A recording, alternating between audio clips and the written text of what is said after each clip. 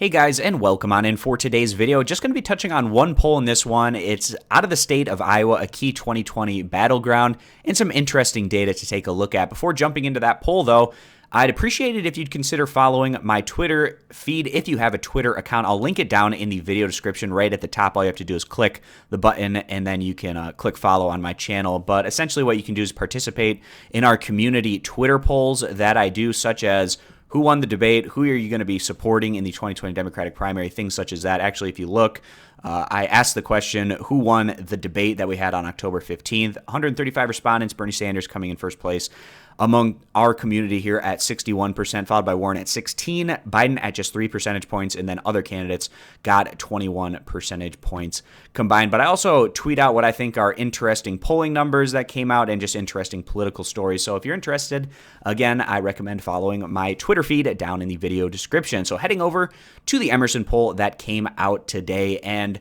this is the argument that Bernie Sanders and his campaign are going to try to make. It's that he is the most electable. We're seeing that in this particular poll out of the state of Iowa.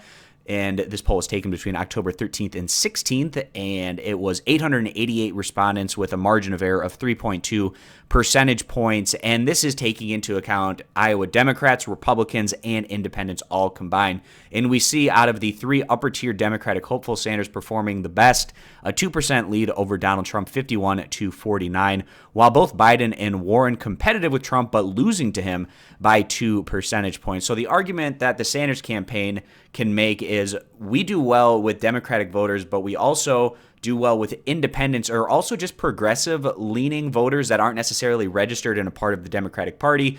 And outside of that, maybe even pulling in some lower-income Republicans that like what Sanders is saying in his message, you know, things like raising the minimum wage, providing potentially their kids to get a college education if they couldn't otherwise support it. You can potentially bring in these lower-income Republicans, and at least in this particular poll, we're seeing a strength here from Sanders when you combine the Democrats, independents, and Republicans, where he's performing, in essence, 4 points better over Biden and Warren, who are each losing to Trump by 2 points and defeating Trump himself by 2 percentage points. But it is within the margin of error. Keep that in mind, and it is just one poll, but something that we should keep an eye on and continue to look at in these state-by-state results, especially in such a competitive battleground state like Iowa. Now, the Democrats can go on and win the Electoral College without picking up a state like Iowa, but if they are able to pick up Iowa, it means that they are almost assuredly going to guarantee themselves winning that Electoral College in their head-to-head against the Republicans. Now, as much as this is good news for Sanders, there's also some bad news for him in this particular Iowa poll, and that is in the Democratic caucus itself. A weak poll for him where he's down there in fourth place at just 13% of support. Now, there's only 317 respondents, so a little bit larger of a margin of error than we had in those general election numbers. This margin of error up at 5.5 percentage points. We can see Biden and Warren co-first place each at 23% of support, and then a really strong poll in particular for Pete Buttigieg at 16%.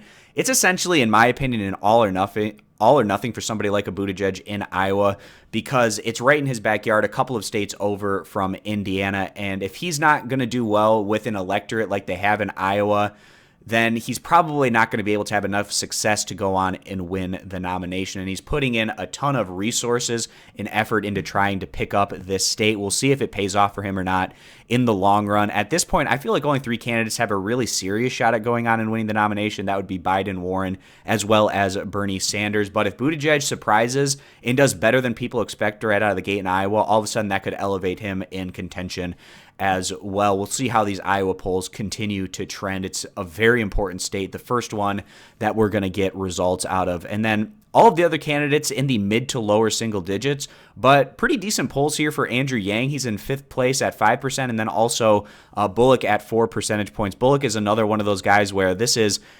essentially more or less his region of the country coming over from the state of Montana.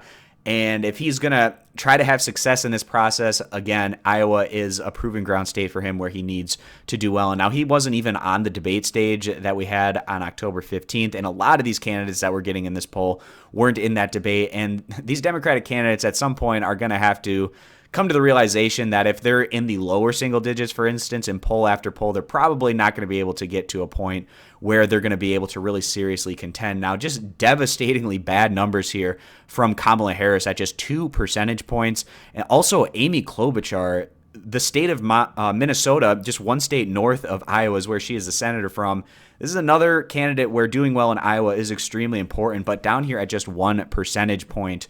Now, one poll isn't going to make or break any particular candidate, but it is not a great sign, specifically for Klobuchar and Harris here at just 1 and 2 percentage points, respectively. So that's the data that I wanted to touch on in this particular poll, taking a look at that Iowa Democratic Caucus, and then also those head-to-head numbers that show Sanders beating Trump, but Biden and Warren each losing to him by 2 percentage points, where Sanders had that 2 percentage point lead. Now, as we get more polls coming out post this past debate that we just had, we'll get a better idea of how things went for the candidates in that debate. I'm not expecting all that much in the way of change, but we'll see if that is the case or not. Maybe some candidates rising or falling back based on their respective performances. So I appreciate you guys stopping on in. Consider subscribing to the YouTube channel, and also consider giving a follow over to my Twitter feed, which will be linked right at the top in the video description. I appreciate you guys stopping on in, and I hope to see you guys back here for future videos.